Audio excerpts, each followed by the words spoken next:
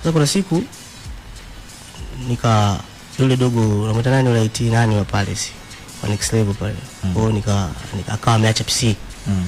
Baada kuacha PC mimi nikafuatilia pale nikaja kuona dashboard yangu na kama $30,000.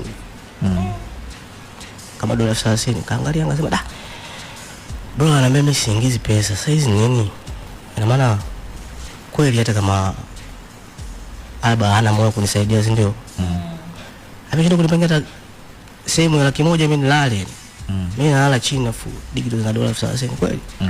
Basi $100,000 nyingi F50. Mimi nijistiri sio nalala pale studio. Sio kitu kizuri. Nikamezea mate nikasema nikisema nimwambie bwana nimeona $30,000 huo ni ugomvi mkubwa ambao mimi na yeye mkubwa sana. Basi kaenda mimi hali nikana vumilia hivyo kama mtoto wa kiume unajua.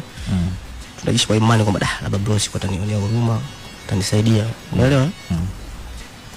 Kumbuka naishi hivyo lakini mkataba wangu unasema 40 kwa 60 kwamba ni haki yangu mimi kulipwa. Unaelewa sijui? 40 ya kwangu mimi 60 ya Rebo. Unaelewa? Kwa maana yake yangu kupewa hela. Ikaenda maisha kaenda hivyo unajua hivyo vitu ni vitu ambavyo vinavunja hata msanii kuendelea kufanya kazi. Yaani kuwa na ile passion ya muziki tena kama unajiuliza sasa mimi nafanya muziki. Kuna maisha yangu yanakuwa tu mabaya tu. Unaelewa?